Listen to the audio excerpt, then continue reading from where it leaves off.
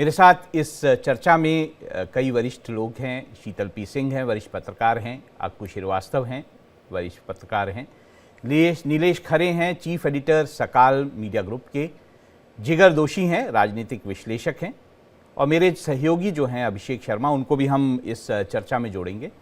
तो पहले तो मैं एक सवाल जो है उसका सभी से एक एक करके जवाब ले लेता हूं कि आखिर मुख्यमंत्री कौन होने जा रहा है। वैसे बड़ा मुश्किल होता है बीजेपी में ये तय करना, बड़ा सरप्राइजेज मिले हैं बीजेपी में, विभिन्न राज्यों में उन्होंने जिस तरह से नाम तय किए, लेकिन मुंबई या फिर महाराष्ट्र को लेकर अगर बात करें तो आखिर मुख्यमंत्री कौन होने जा रहा है। मैं सबसे पहले जिगर दोषी उनसे पूछना चाहूँगा कि आखिर उनको क्या लगता है कौन जो है मुख्यमंत्री होगा। बिल्कुल, देखिए जैसे आज की तारीख में जो दावेदारी पेश हो रही है, जिस तरीके से बीजेपी की इतनी सारी सीटें आई है महायुति के अंदर, वो साफ एक बिल्कुल बात सीधी सीधी स्पष्ट तरीके से दर्शाता है कि देवेंद्र फडणवीस जी का दावा सबसे मजबूत है। हालांकि भाजपा और आरएसएस भी यही चाहते हैं, उनकी भी वो पहली पसंद है, इसलिए शायद उन्हीं के नाम के ऊपर ये बात आके रुक जाएगी। पर लेकिन जैसे आपने अपने रिपोर्ट में भी दिखाया और जिस तरीके से बातें चल रही है कि एकनाथ शिंदे जी भी अपनी दावेदारी कहीं ना कहीं उनके समर्थकों द्वारा पेश कर रहे, तो ये कहीं ना कहीं ऐसा है कि कोई एक चीज ऐसी है जहां पे एक समायोजन करके पूरा एक जिसे कहते हैं निष्कर्ष पर आना, शायद उसमें 2-4 दिन और निकल जाएंगे, ऐसा दिख रहा है आज की तारीख में। पर हालांकि अगर देवेंद्र फडणवीस जी को बनाए तो एक इंफ्रामैन के हिसाब से वो जाने जाते हैं और इस पर जो हिंदुत्व की कोर भी उन्होंने जबरदस्त तरीके से दिखाई है, उस तरीके से उनका नाम शायद थोड़ा आगे रहेगा, प्लस उनके लिए रहेगा। लेकिन अगर हम आने वाले समय के बीएमसी चुनाव के मद्देनजर देखें तो लोकल वोटर्स के हिसाब से, अगर मराठा वोटर्स के हिसाब से देखें, खास करके मुंबई के वोटर्स के, तो शिंदे सेना मेरे ख्याल से ज्यादा बाजी मार सकती है। अभी आगे हमको 2-4 दिन में ही पता चलेगा, लेकिन देवेंद्र फडणवीस पहली ही पसंद अभी आज की तारीख में बने हुए हैं। नीलेश खरे उनसे जुड़ना चाहूँगा। नीलेश, अगर मैं ये कहूँ कि मनोज जरांगे की एक स्टेटमेंट मैं देख रहा था, उन्होंने कहा कि वो फिर से अब सरकार जब बन जाएगी तो फिर से वो अपना एजिटेशन जो है जॉब्स को लेकर और जो पढ़ाई है या फिर एडमिशन्स को लेकर जो आरक्षण की मांग है उसको लेकर वो दोबारा से अपना जो है आंदोलन शुरू करेंगे। तो ऐसे में बीजेपी की मुश्किलें नहीं बढ़ती, आपको दिखाई देती कि वो किस तरह से तय करेंगे। दूसरी तरफ जिस तरह का मैंडेट है बीजेपी के लिए, बड़ा सॉलिड मैंडेट जो है महाराष्ट्र ने दिया, लेकिन पेच वहीं फंसता है, बिना शिवसेना एकनाथ शिंदे के और बिना जो है एनसीपी अजीत पवार के, दोनों के बिना अगर दोनों हट जाते हैं, उनमें से एक रहता तो हो जाएगा, लेकिन दोनों हट जाते हैं तो सरकार नहीं बनती है। चाहे मैं छोटी पार्टियां, जो 3 पार्टियां जैसे कह सकते हैं, जन स्वराज शक्ति जो पार्टी है उसको जोड़ लूँ, या फिर राजशी साहू विकास अघाड़ी को जोड़ लूँ, या फिर मैं राष्ट्रीय युवा स्वाभिमान पार्टी को जोड़ लूँ, तो भी वो नंबर, मैजिक नंबर नहीं पहुँचता है। तो ऐसे में ये मजबूरी नहीं है कि बीजेपी को कई सारे जो दबाव हैं उन्हें झेलना पड़ेगा।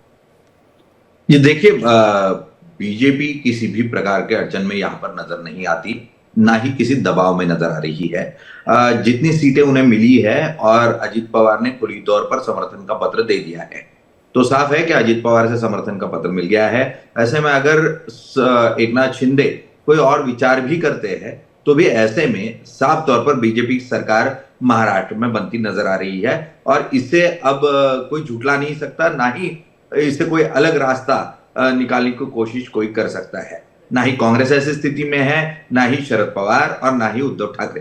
तो साफ है कि बीजेपी इस गठबंधन की प्रमुख पार्टी है, सबसे बड़ा विजयी चेहरा जो है वो बीजेपी के पास है।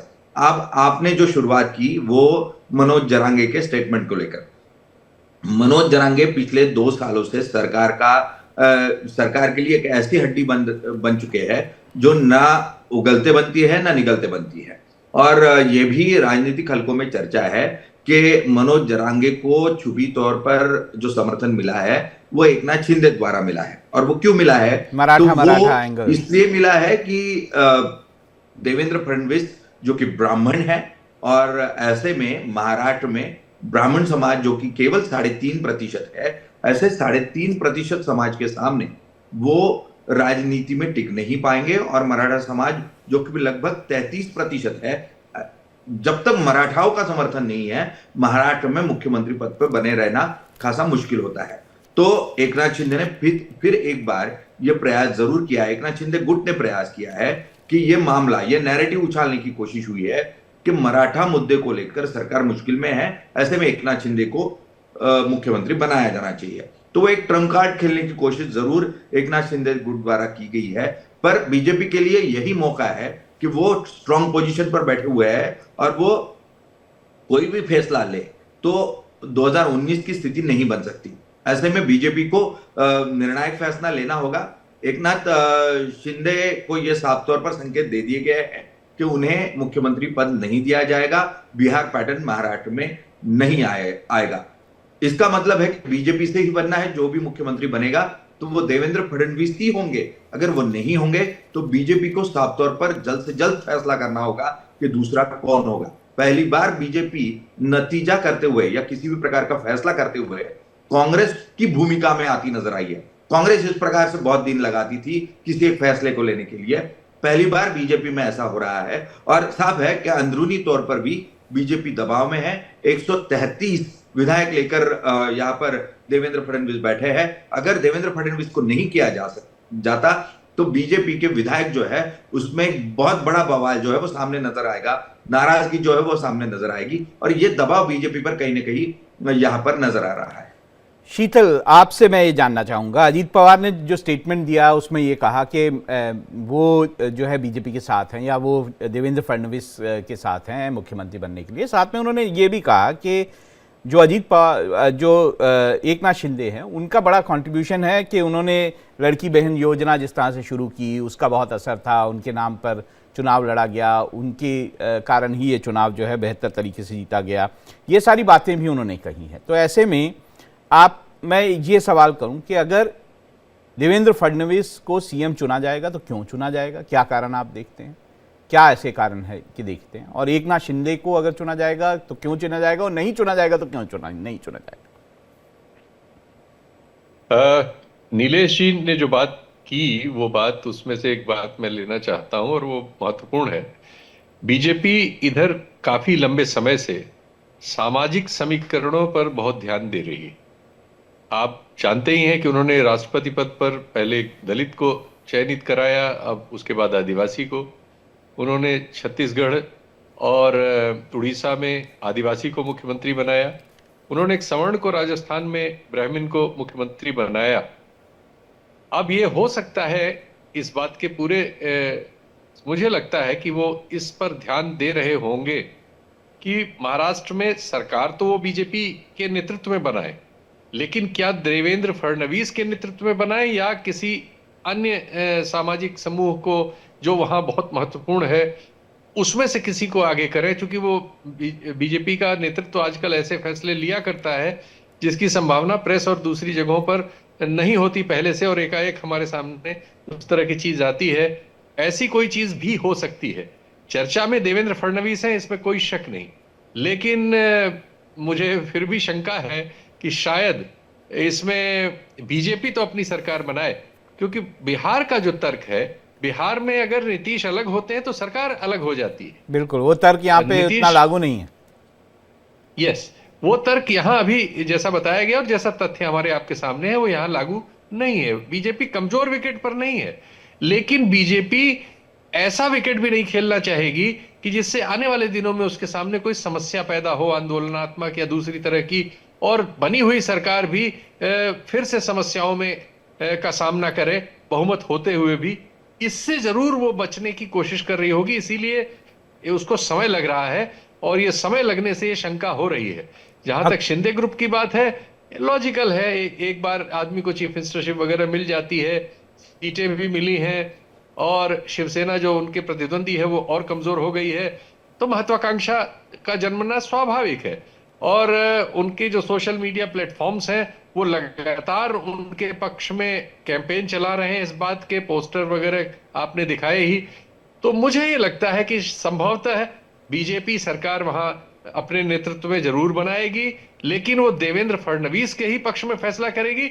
अभी मुझे इस पे कुछ शंका लगती है। अक्कू श्रीवास्तव, अगर इस तरह की मैं बिल्कुल हाइपोथेटिकल उसमें जा रहा हूं, बहुत कम इसकी संभावना है कि ऐसा हो, लेकिन राजनीति संभावनाओं का खेल है।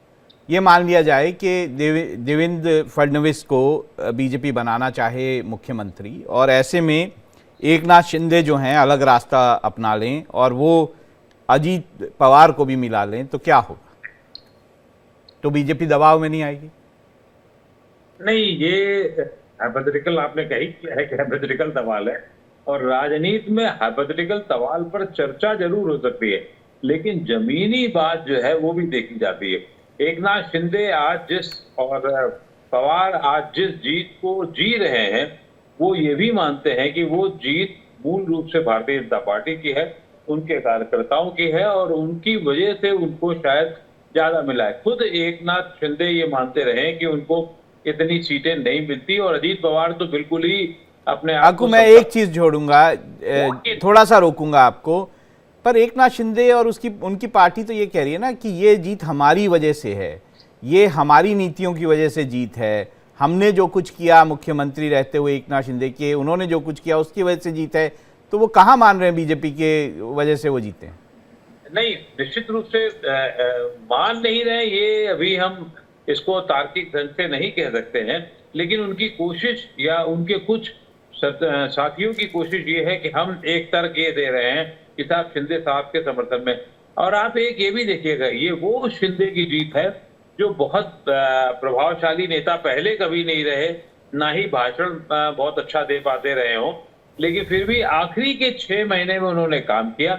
और मुझे लगता है जो आपका सवाल है वो सिर्फ हाइपोथेटिकल ही रहने वाला, उसका कोई बहुत ज्यादा अर्थ नहीं निकल के आ रहा है। वो कर भी क्या लेंगे, कितने गुट बना करके जोड़ लेंगे, और उसमें उनकी आपको मेरा सवाल तो इसलिए है ना कि कोई एकनाथ शिंदे हो या फिर अजीत पवार हो, हमने देखा है कि वो पलट सकते हैं, दूसरी साइड जा सकते हैं, तो सवाल तो उस कारण से है कि जब एक बहुत बड़ा साथी हो, बहुत बड़ा दल हो, और वो दल ठीक ठाक स्थिति में हो, आधे के आसपास की स्थिति में हो, तो वो संभावना नहीं होती है।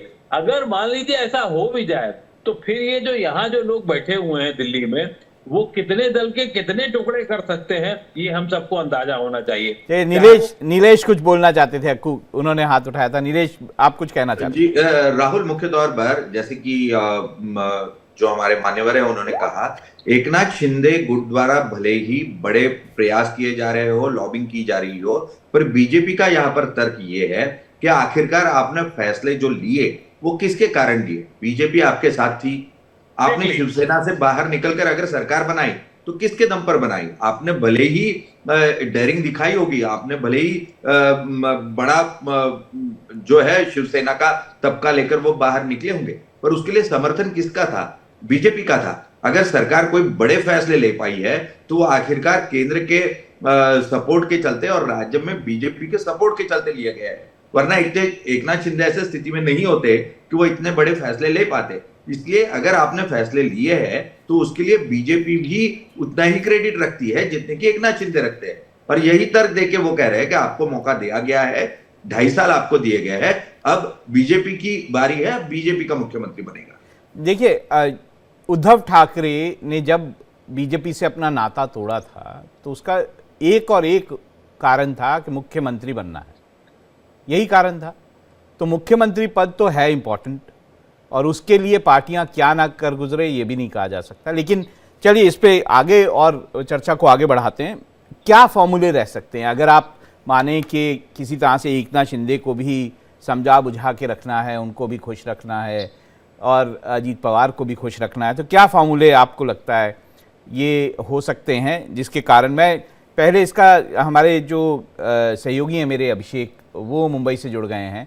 अभिषेक, आप क्या चर्चा में है, क्या गलियारों में चल रहा है, क्या फॉर्मूले जो हैं डिस्कस किए जा रहे हैं? बिल्कुल, देखिए जो नीलेश ने कहा वो जाहिर बात है, उन्होंने उसकी बात को आगे बढ़ा कहूँ। देखिए उन्होंने कि एक कुछ किया वो जाहिर बात है बीजेपी के कहने पर, बीजेपी के इशारे पर और सहारे पर किया। लेकिन आपकी आवाज अभिषेक ठीक से नहीं आ रही है। मैं कहूँगा अपने सहयोगियों को पीसीआर में कि वो एक बार आपको फिर से जोड़ें, तब तक नीलेश से इस सवाल का जवाब देते हैं। नीलेश, क्या फॉर्मूले आपको सुनाई दे रहे हैं, किस तरह के फॉर्मूले जो हैं वो जो है सफल हो पाएंगे? जी, मुख्य तौर पर फॉर्मूला यही होगा, एक मुख्यमंत्री, 2 उप मुख्यमंत्री। बीजेपी का मुख्यमंत्री बनेगा, उप मुख्यमंत्री शिंदे गुट के शिवसेना का एक होगा, और अजीत पवार राष्ट्रवादी गुट का एक उप मुख्यमंत्री होगा। तो 2 उप मुख्यमंत्री, 1 मुख्यमंत्री बनते नजर आएंगे। 20 विधायक शपथ लेते नजर आएंगे पहले शपथ विधि में, जिसमें 10 विधायक जो कि मंत्री बनेंगे वो बीजेपी से होंगे, 5 विधायक शिवसेना के होंगे और 5 विधायक जो कि मंत्री बनेंगे वो अजित पवार गुट के होंगे। 5 विधायकों के पीछे 1 मंत्री पद, इस प्रकार का गणित जो है वो सामने आया है और यही गणित जो है वो लगभग मान्य हो चुका है। अब बस बात जो अड़ी है वो अड़ी है मुख्यमंत्री पद को लेकर और ये तय नहीं हो पा रहा है कि आखिरकार मुख्यमंत्री कौन होगा। अगर मैं ये कहूँ कि कुछ और फॉर्मूले जो चर्चा में हैं और मैं इसमें जो है जिगर दोषी जी को लाना चाहूँगा कि कहा जा रहा है जिगर जी कि ये भी बातें आ रही हैं सामने कि एकनाथ शिंदे को ये भी कहा जा सकता है कि चलिए आप केंद्र में मंत्री बने, उनके बेटे को जो है कहा जा सकता है श्रीकांत शिंदे को कि वो उप मुख्यमंत्री का पद लें। ऐसा कुछ आपने सुगबुगाहट सुनी? बिल्कुल, ये एक फॉर्मूला के तहत ऐसा सोचा जा सकता है या लोग ये बड़े जो भी पार्टी के शीर्षस्थ नेता है वो सोच रहे होंगे, पर मुझे नहीं लगता कि शायद शिंदे साहब इस बात को मानेंगे, एग्री करेंगे।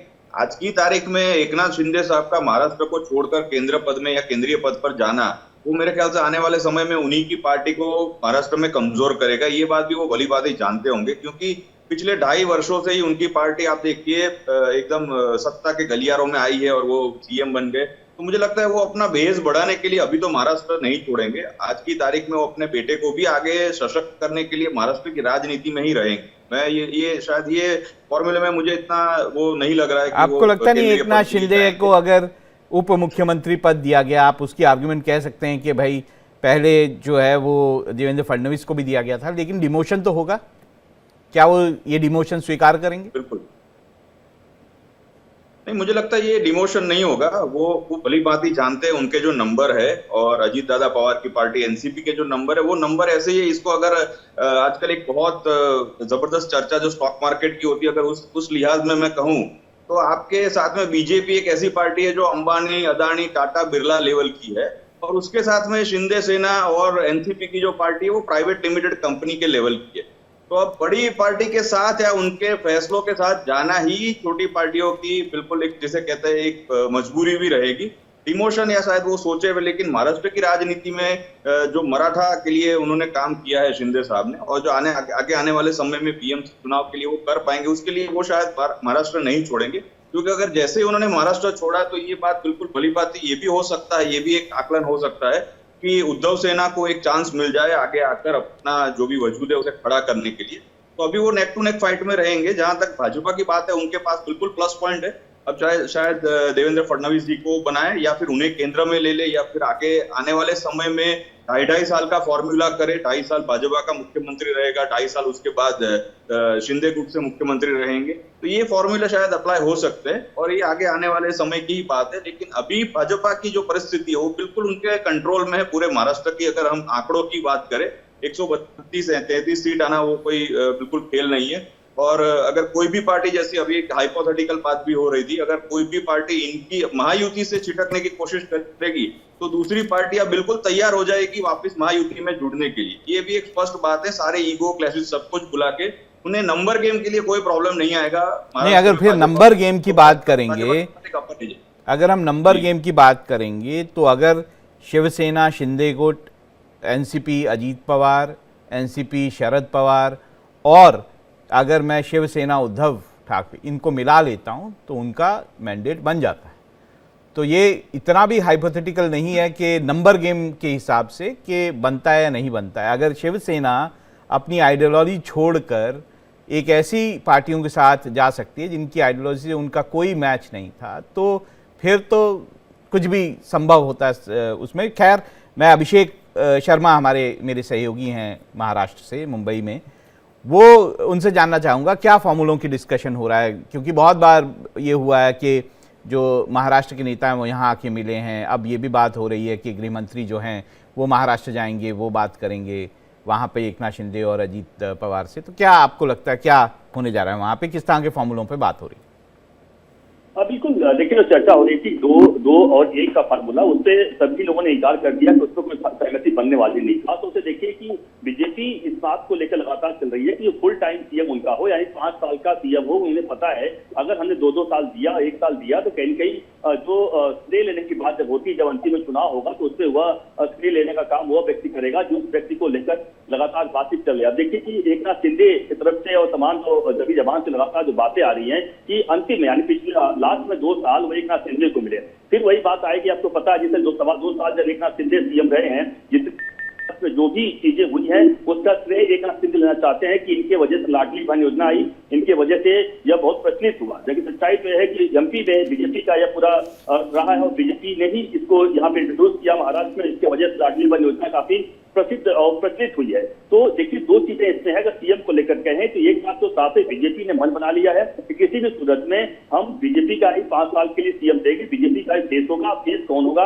क्या वो देवेंद्र फडणवीस ही हो सकते हैं या फिर बीजेपी की तरफ से, जैसा कि करिश्मा करने में जो केंद्रीय नेतृत्व लगातार माहिर है, किसमें कोई बड़ा नेता सामने आ सकता है जो कि आरएसएस का ही काफी खास होगा और वह नया नाम सामने आ सकता है। इसको लेकर ये लगातार सभी को मनाने का एक प्रयास चल रहा है। यही वजह है कि देरी की जा रही है। अदरवाइज आपको पता है कि सब कुछ यहाँ पे फिक्स है।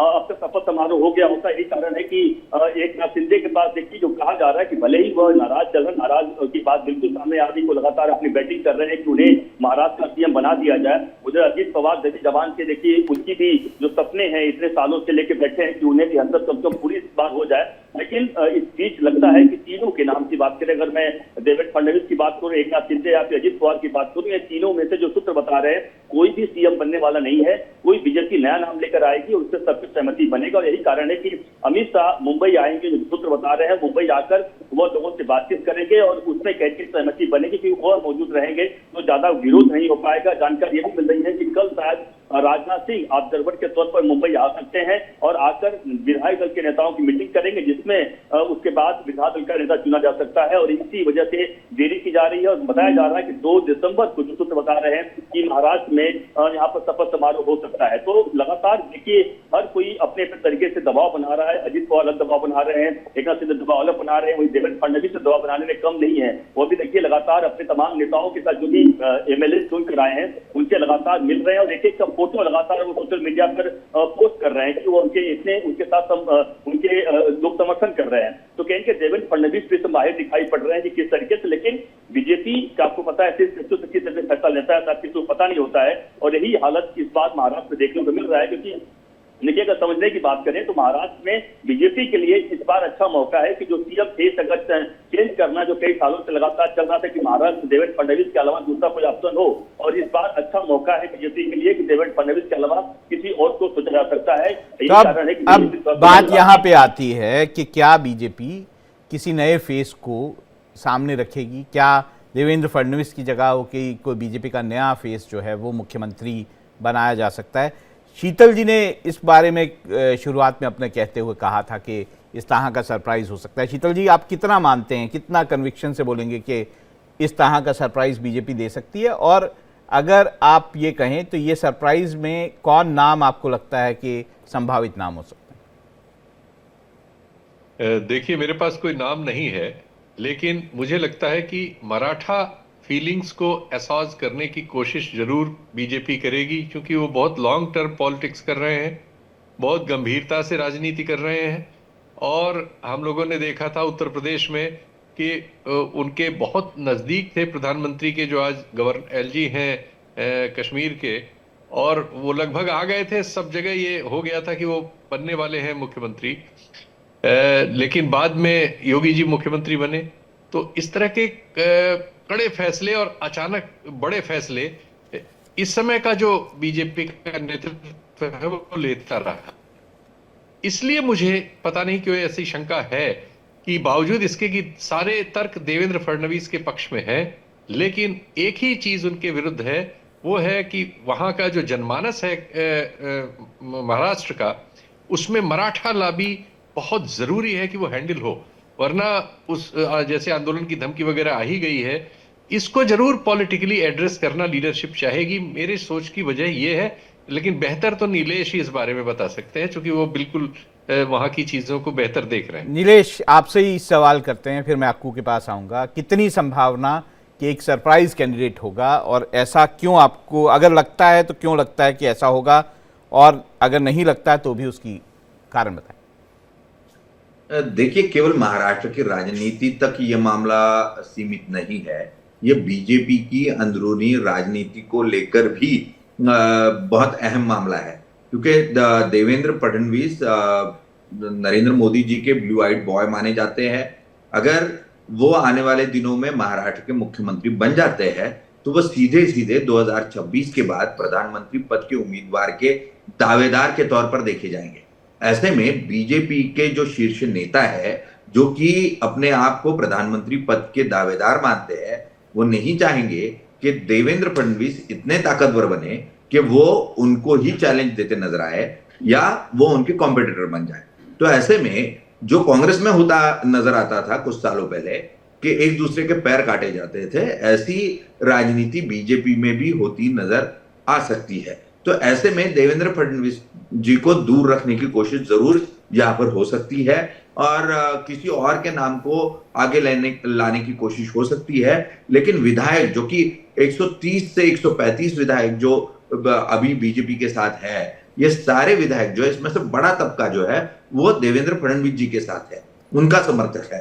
तो ऐसे में विधायकों का एकजुट होना और अपने केंद्रीय इकाई पर दबाव बनाए रखना, ये जो है वो देवेंद्र फडणवीस जी के पक्ष में जाता नजर आ रहा है। और ऐसे में देवेंद्र फडणवीस जो है वो मुख्यमंत्री बनाए जा सकते हैं, क्योंकि ऐसा कोई दूसरा नेता महाराष्ट्र में नहीं है उनके कद का जो कि उनको रिप्लेस कर पार्टी को संभाल सके, विधायकों को संभाल सके और राज्य की सत्ता को संभाल सके। इसको आगे बढ़ाएंगे, लेकिन रामदास अठावले केंद्रीय मंत्री हैं, उन्होंने भी इस मामले पर कहा है, अपनी बात कही है, उनको सुन लेते हैं पहले। महाराष्ट्र का विवाद जो है जल्द खत्म होना चाहिए। माननीय एकनाथ शिंदे साहब ने 2.5 साल में बहुत अच्छा काम किया है मुख्यमंत्री के रूप पर, और अभी मतलब उन्होंने अच्छी सीटें चुनकर लाई है, 57 सीटें मतलब उन्होंने चुनकर लाई है और बीजेपी की 132 सीटें चुनकर आई है। तो अभी बीजेपी का मानना यह है कि भाई 2.5 साल एकनाथ शिंदे जी मुख्यमंत्री रहे हैं, तो अभी देवेंद्र फडणवीस को मौका दे देना चाहिए। और बीजेपी के हाईकमांड ने तय किया है कि देवेंद्र फडणवीस जी को मुख्यमंत्री बनाना है, लेकिन एकनाथ शिंदे जी थोड़े नाराज है, उनकी नाराजगी दूर करने की आवश्यकता है। उनके बारे में महाराष्ट्र को बहुत बड़ा आदर भी है। लाडली बहना का एक बहुत बड़ा इम्पैक्ट महाराष्ट्र में हुआ और महाराष्ट्र की सफलता में मतलब एकनाथ शिंदे जी का भी बहुत बड़ा मतलब इम्पोर्टेंट रोल रहा है। तो लेकिन अभी बीजेपी के पास इतनी सीटें हैं कि बीजेपी अभी मानेगी नहीं। मुझे लगता है भाई एकनाथ शिंदे जी ने थोड़ा सा 2 कदम पीछे आना चाहिए। जिस देवेंद्र फडणवीस जी 4 कदम पीछे आए थे, उन्होंने उनके नेतृत्व में काम किया था। तो एक तो एकनाथ शिंदे साहब ने एक तो डेप्यूटी सीएम बनना चाहिए, या फिर अगर डेप्यूटी सीएम बनना उनके लिए ठीक नहीं है, लेकिन केंद्र में मतलब उन्होंने मंत्री बनने के लिए आना चाहिए, ऐसा मेरा सुझाव है। और उसके लिए जरूर माननीय नरेंद्र मोदी जी, अमित शाह साहब विचार करेंगे। तो आपने सुना कि जो बातें मैं कह भी रहा था, तो रामदास अठावले भी कुछ कुछ संकेत देते हैं। अक्कू, अगर ये माना जाए कि देवेंद्र फडणवीस जो है वो श्योर शॉट कैंडिडेट नहीं है, पहले तो क्या आप ये मानते हैं, और अगर मानते हैं तो आपको क्या लगता है कौन जो है संभावित कैंडिडेट हो सकता है? देखिए, मुझे साफ लग रहा है कि देवेंद्र फडणवीस और इस समय जो पूरा महाराष्ट्र में भारतीय जनता पार्टी के 2-3 उद्देश्य हैं। एक है उद्धव ठाकरे वाली शिवसेना बची खुची है, उस कैसे तोड़फोड़ हो, आगे आने वाले दिनों में देखिएगा वो और एनसीपी दोनों में ही टुकड़े होंगे और वो सब बाकी बचे हुए लोग भारतीय जनता पार्टी में आ जाएंगे, समाहित होंगे। कैसे होंगे, क्या होगा, ये बड़ी साफ सुथरी रणनीति दिख रही है। दूसरी चीज ये है कि देवेंद्र फडणवीस अब सिर्फ आप उनको नागपुर का नेता, संघ का नेता और या ये ब्राह्मण नेता ना कह करके वहां वो एक पैन महाराष्ट्र के नेता साबित हुए हैं और इसकी वजह से उनको ही बनाए जाने की पूरी संभावना है। अब मेरे को तो राजनीति में कुछ भी हो सकता है, लेकिन एकनाथ शिंदे को लेकर जरूर है कि उनकी क्या भूमिका होगी। और मुझे ऐसा प्रतीत होता है कि एकनाथ शिंदे या प्रफुल्ल पटेल में से एक आदमी केंद्र में बड़ा मंत्री बनेगा और दूसरा आदमी जो है वो यहाँ पर उप मुख्यमंत्री के तौर पर हो सकता है, जिसमें प्रफुल्ल पटेल की महाराष्ट्र में रहेंगे और एकनाथ शिंदे केंद्र में जाएंगे। अब ऐसी मुझे वहां महाराष्ट्र के मित्र हैं वो हमें इस बात की संभावना में बताते हैं, लेकिन जो सबसे बड़ा महत्वपूर्ण कारण है वो है मराठा चेहरा वाला। तो क्या मराठा चेहरा को बिना नाराज के कोशिश की होगी, मराठा चेहरा को बिना नाराज किए हुए सब काम किया जाए और देवेंद्र फडणवीस की लोकप्रियता और उनका जो काम करने का स्टाइल है, महाराष्ट्र छवि, इससे उनका लगभग मुख्यमंत्री बन सकता है। तो मैं जिगर दोषी जी से जानना चाहूँगा। जिगर दोषी जी, देखिए हरियाणा में जिस तरह से ओबीसी नेता को सामने लाया गया, जिस तरह से नायब सिंह सैनी को, जिस तरह से मध्य प्रदेश में मोहन यादव चेहरा ओबीसी एक और लेके आया गया, छत्तीसगढ़ में ट्राइबल जो है चेहरा लेके, रमन सिंह वहाँ पे बड़ी चॉइस थे लेकिन हुआ नहीं, रमन सिंह को नहीं कंसिडर किया गया। उसी तरह से मध्य प्रदेश में शिवराज सिंह चौहान बड़ा ऑब्वियस चॉइस हो सकते थे, नहीं किया गया। सब मैं तो ये मानता हूँ कि वहाँ के विधायक भी यही चाहते होंगे, शिवराज सिंह चौहान इतने पॉपुलर थे वहाँ पर, नहीं हुआ। राजस्थान में भजनलाल शर्मा जो हैं अगड़ी जाति से, उनको लाया गया। तो क्या आपको लगता है कि महाराष्ट्र में भी ये समीकरण जो हैं ये देखने होंगे बीजेपी को, वो एक मराठा चेहरा लाएं या वो एक ओबीसी चेहरा लाएं सामने, जिसके कारण जो उनकी पॉलिटिक्स है ओबीसी की वो आगे बढ़ सके? बिल्कुल, देखिए जैसे चर्चा हो रही है कि महाराष्ट्र में मराठा पॉलिटिक्स बहुत ही जोरों शोरों से आगे आने वाले समय में देखने को मिलेगी और चेहरा तकरीबन भाजपा उसी हिसाब से पसंद करने की कोशिश करेगी। लेकिन फिर भी मुझे ये लग रहा है कि सारे जितने भी विधायक है उनकी जो चॉइस है वो देवेंद्र फडणवीस जी रहेंगे। और शिवराज चौहान जी के बारे में जहां तक कहा जाए कि उनका बहुत बड़ा लंबा कार्यकाल था, एक बहुत ही जबरदस्त तरीके से वो पूरा राज शासन कर चुके थे मध्य प्रदेश में, उसके बाद उन्हें प्रमोट किया गया, इस तरीके से कह सकते हैं। हालांकि देवेंद्र फडणवीस जी के बारे में अभी ऐसा है कि अभी उनके लिए काफी मंजिल दूर है, अगर सेंट्रल में जाना है या फिर कोई बड़े पोस्ट पे जैसे बीजेपी अध्यक्ष के पोस्ट पर भी शायद जाना है। लेकिन हालांकि आज की तारीख में वो महाराष्ट्र में फोकस रहेंगे। चेहरा बदल सकता है अगर सामाजिक समीकरण के हिसाब से बीजेपी जैसे हमेशा सोचती है, और बिल्कुल नया चेहरा लाने के लिए बीजेपी फेमस है, कभी भी कहीं से कोई भी व्यक्ति आ सकता है, ये भी उनकी एक खासियत है। तो ये पॉसिबिलिटी जरूर बनती है, पर सत्ता की चाबी भाजपा के पास रहेगी, उसमें कोई दो राय नहीं है। और जैसे ये चर्चा हो रही है कि मराठा फेस या मराठा राजनीति के हिसाब से ना भाजपा चाहेगी कि आगे आने वाले समय में शिंदे सेना और ज्यादा मराठा वोट्स को पाए, क्योंकि आफ्टर ऑल ये राजनीति है। तो जितना भी शिंदे सेना मराठा वोट्स को पाने की आगे आने वाले समय में कोशिश करेगी, भाजपा यही कोशिश में लगी रहेगी कि मराठा वोट भी उनके पास रहे और काफी अच्छी मात्रा में रहे, ताकि ये जो नंबर है उस नंबर गेम को आगे आने वाले 5 साल के भीतर उसके बाद वो 150 में कन्वर्ट कर सके। तो मुझे लगता है मराठा पॉलिटिक्स जो है, मराठा अस्मिता की जो बात है, उसको लेकर सारी पार्टियां मनोमंथन करेगी और वही प्रकार का चेहरा लाने की कोशिश करेगी। अभिषेक, अगर हम कैबिनेट की बात करें, देखिए ये तो मतलब रिजॉल्व हो ही जाएगा कि आखिर कौन जो है वो मुख्यमंत्री बनता है, अगले कुछ दिनों में ये सबके सामने होगा। लेकिन जो कैबिनेट की बात है, क्या फॉर्मूला, मैंने सुना 21, 12, 10 का फॉर्मूला कोई महाराष्ट्र में चल रहा है कि इस हिसाब से जो है वो अलग अलग पार्टियों को 21 जो है वो मंत्री जो हैं वो बीजेपी के होंगे, 12 मंत्री जो हैं वो एकनाथ शिंदे के होंगे और 10 मंत्री जो है अजीत पवार के होंगे। ये फॉर्मूला कहाँ तक सही है और ये किस हिसाब से बनाया गया? देखिए, जो अब तक जानकारी है बिल्कुल कि 5 विधायकों के ऊपर 1 मंत्री होगा, इस तरीके की फार्मूला लगभग हुआ है। और यही कारण है कि जब पहला यानी जब यहाँ पर मंत्रिमंडल का जब शपथ समारोह होगा पहले सीएम और सीएम के साथ में, तो 10 बीजेपी के विधायक होंगे, 6 शिंदे के विधायक होंगे और 5 अजित पवार के विधायक होंगे। इस तरीके से करीबन 21 लोग आसपास मंत्रिमंडल में शामिल होंगे और शपथ लेंगे। देखिए, रूल के हिसाब से महाराष्ट्र में 288 विधानसभा की सीटें हैं और उसमें उस हिसाब से मैक्सिमम 43 या 45 लोग ही महाराष्ट्र में सीएम सहित लेकर मंत्रिमंडल में शामिल हो सकते हैं। और यही कारण है कि जो टोटल अगर पूरे बात करें तो करीबन सबसे अधिक संख्या बिल्कुल बीजेपी की आने वाले समय में होगी। लेकिन जो पहली बार होगा वह इस तरीके से फार्मूला तय किया गया कि 5 विधायक के ऊपर 1 मंत्री होगा, तो उसी हिसाब से हर किसी को मंत्री पद मिलेगा। यही कारण है कि देखिए, अजीत पवार अपने संख्या बढ़ाने में जुट चुके हैं। वह लगातार जो शरद पवार गुट के जो विधायक हैं उनके संपर्क में आ चुके हैं। लगातार अब कहा भी जा रहा है कि उनके विधायक को हम हमारे संपर्क में कभी भी आ सकते हैं। वहीं एकनाथ शिंदे की बात करें, उद्धव ठाकरे के साथ जो 20 विधायक हैं, 2 को छोड़ दे, 2 यानी आदित्य ठाकरे, वरुण सरदेसाई जो बांद्रा इसी से चुनाव जीते हैं हजार सिद्दीकी के खिलाफ क्योंकि परिवार के हैं, तो 18 को छोड़ दे। यह बात मैं नहीं बल्कि यह बात चंद्रशेखर बावनकुले जो कि महाराष्ट्र बीजेपी के अध्यक्ष, उन्होंने भी कहा कि उद्धव ठाकरे अगर चुप नहीं बैठे तो 18 विधायक हम तोड़ लेंगे, तो इतना जो विधायक हैं वो बीजेपी में शामिल हो जाएंगे। तो बीजेपी की भी देखिए बड़ी रणनीति चल रही है, बीजेपी भी इस बात को ले रही है। उनको पता है कि उद्धव ठाकरे के साथ जो विधायक हैं वो क्योंकि सत्ता उन्हें पता 5 साल नहीं रहने वाली है, इसी हिसाब से जो भी विधायक काफी नाराज है। तो हो सकता है बड़ा गेम बीजेपी भी कर सकती है कि क्योंकि यह बयान आधिकारिक रूप से चंद्रशेखर बावनकुले ने दिया हुआ है। तो आने वाले समय में हो सकता है कि जो मैजिक फिगर है बीजेपी के पास वो खुद ही क्रॉस कर ले ऐसे इस तरीके से करते हुए। तो एक बड़ा खेल महाराष्ट्र में हो सकता है। ये खेला करने के लिए कह सकते हैं समय लिया गया है, और ताकि यह बताने के लिए कि एकनाथ शिंदे जो आंख दिखाने के तैयार है या अजित पवार जो आंख दिखाने को तैयार है, कम से कम वो आंख न दिखा सके, बीजेपी जो कहे वो उन्हें मानना पड़ेगा। थोड़ा सा महाराष्ट्र से थोड़ा आगे निकलते हैं। महाराष्ट्र में जो मैंडेट बीजेपी का आया है, शीतल जी, क्या इफेक्ट उसका आप आगे आने वाले बिहार के और दिल्ली के चुनावों पे देखते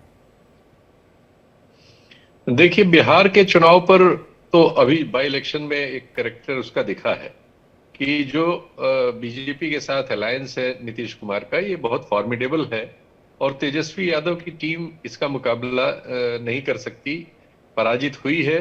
सारी सीटों पर, ऐसी सीटों पर भी हो गई जिन पर उम्मीद थी कि वो बहुत समय से नहीं हारी थी, जहानाबाद वाली जो सीट है। तो इससे और दूसरे एक छोटा सा परसेंटेज 8 से 10% जो नई पार्टी बनाई है, जनसुराज, उन्होंने हमारे जो प्रशांत किशोर जी की, जी हाँ, मैं इस पे आऊंगा, आप बोल लीजिए, उसके बाद मैं इसका भी थोड़ा विश्लेषण चाहूंगा। चल 8 से 10% के आसपास ही वो पहुंच पाए हैं, लेकिन वो वोट वो ले जा रहे हैं जो बीजेपी को नहीं मिल रहा है। तो इससे भी नुकसान अगर होगा तेजस्वी यादव के भविष्य को होगा। तो बिहार का कैरेक्टर नजर आ रहा है। दिल्ली एक बड़ी तिकली पोजीशन का चुनाव इस बार हो रहा है। केजरीवाल अब उस स्थिति में नहीं है जिस स्थिति में वो हुआ करते थे। एक शीश महल वाली चीज उनके गले में अटकी हुई है, लेकिन एक मतदाता समूह है दिल्ली का जो गरीब लोगों का है, जिसमें उनकी लोकप्रियता थी है और अभी ऐसा लगता है कि शायद इस चुनाव तक रहेगी। तो देखना है कि क्या वो नतीजे उस तरह के ही लाने में सफल होते हैं। जमानत उनको मिल चुकी है, वो अपने को शहीदी मुद्रा में पेश कर रहे हैं। आपका पंजाब में जो उपचुनाव है उसमें काफी अच्छा प्रदर्शन है इस बार। हाँ, आप वहां चूंकि आप और कांग्रेस की आमना सामना होता है, और वहां जो कांग्रेस है वो बहुत धड़ों में बटी हुई है। जो कांग्रेस अध्यक्ष है उनकी पत्नी बुरी तरह से चुनाव हो गई इलेक्शन में, तो वो अलग, वहां की स्थिति अलग है। और अकाली दल चूंकि समाप्त हो रहा है पंजाब में, तो उससे भी अभी आपको सांस मिल रही है, क्योंकि मतदाता समूह एक जैसा है, तो अभी आपको वहां सांस मिली हुई है। लेकिन दिल्ली में इस बार मुकाबला फिलहाल तक टफ है। आने वाले दिनों में देखते हैं, अगर कांग्रेस कुछ बढ़ी आपके लिए मुश्किलें बढ़ जाएंगी। अक्कू से भी मैं अक्कू श्रीवास्तव से भी यही सवाल पूछना चाहूंगा। अक्कू, आप महाराष्ट्र के जो नतीजे बीजेपी के लिए हैं, उसका जो बिहार के चुनाव आने वाले हैं या दिल्ली का चुनाव जो आएगा, उस पर क्या असर देखते हैं? निश्चित रूप से एक जो विजय रथ की भूमिका होती है, वही भूमिका आने वाले चुनाव में दिखेगी। लेकिन शीतल भाई की एक बात से थोड़ा मैं असहमत सा हूं कि जो उन्होंने जनसुराज, मैं भी थोड़ा सा बोलना चाहता था, लेकिन आप बोलिए। जनसुराज पार्टी का जो वहां पे प्रदर्शन है, जनसुराज का जो वोट बैंक है वो क्या वो नीतीश कुमार का है या भारतीय जनता पार्टी का है या आरजेडी का है? आरजेडी का बहुत कम है। असल में निराशा जो है वहां वो नीतीश कुमार से है लोगों में, और ये साफ नजर आती है। लेकिन वो वोट बैंक जो है वो भारतीय जनता पार्टी का है। आप अभी भी ये नहीं सोच के निकल सकते हैं कि बिहार में जातीय हिसाब से आगे कुछ बहुत ज्यादा तक सोचा जाए। ये तब हो सकता है 75 अगर इमरजेंसी की बात की जाए, तो उसके बाद ऐसा जन ज्वार बन जाए तब तो है ऐसा। अभी प्रशांत किशोर ने जन ज्वार वाली स्थिति में नहीं आए हैं कि वो जन ज्वार बना दें। 8% का वोट बैंक ऐसा नहीं होता, लेकिन वो काटेंगे किसका? ब्राह्मणों का वोट काट रहे हैं थोड़ा बहुत, और निचले तबके का या युवाओं का वोट ले जा रहे हैं। अक्कू, तो लेकिन कुछ मैं जिस तरह से इस चुनाव को देखता हूँ, जेडीयू जो है वो बेलागंज में उसने चुनाव जीता, आरजेडी की जो है वो गढ़ है, तो क्या जेडीयू ने अपने दम पे वो चुनाव जीत लिया? आपको लगता नहीं कि जेडीयू वहाँ पे स्ट्रांग वो है? दूसरा, जहाँ हम जन स्वराज की बात करते हैं, जन स्वराज ने 3 सीटें जो है, तरारी, रामगढ़ और बेलागंज, ये तीनों सीटों पर जमानत जब्त हो गई। 2%, 4% वोट, 4% से कम वोट मिला है। एक सिर्फ इमामगंज की बात कर लेते हैं, इमामगंज में उन्हें जो है 20% वोट मिला। तो ऐसा कोई मतलब कोई वहां पे रेवोल्यूशन जैसा नहीं है कि इस जन स्वराज पार्टी का? मैं वही कह रहा हूं कि अभी वो कोई जनज्वार नहीं बना लिया है जन स्वराज पार्टी ने। तो वो जो वोट काट रहे हैं जगह जगह के हिसाब से अलग अलग तरीके से काट रहे हैं। अगर वहां का प्रत्याशी कुछ मतलब का हुआ जो उसी जातीय समीकरण में फिट हो रहा है तब तो ठीक हो जा रहा है, तब थोड़ा सा वोट ज्यादा काट ले रहे हैं। जब वो सबको पता है कि वहां सत्ता का खेल अभी बीजेपी और इसमें ही है, आरजेडी में, तो उसी के वोट वही वोट देना वो पसंद करेंगे लोग वहां पर। तो इस लिहाज से वो बहुत ज्यादा अभी कटौती कर पाने में 1.5-2 साल की मेहनत के बाद, इतना पैसा लगाने के बाद भी वो नहीं कर पाए हैं। और बिहार में ये कितना हो पाएगा और कब हो पाएगा बहुत मुश्किल है, लेकिन अभी बहुत लंबी दूर है प्रशांत किशोर के लिए, बहुत लंबी उनकी यात्रा है। मैं जिगर दोषी जी के पास जाऊंगा, लेकिन पहले मैं शीतल पी सिंह से भी उनका, क्योंकि जो उन्होंने जन स्वराज की बात की थी, उनसे ज़रूर पूछूंगा कि देखिए 3 सीटें जो है शीतल पी सिंह जी, 3 सीटों पर जो है ज़मानत जब्त हो गई जन स्वराज पार्टी की, और केवल 1 सीट इमामगंज की जो सीट थी वहाँ पर वो 20% वोट पाए।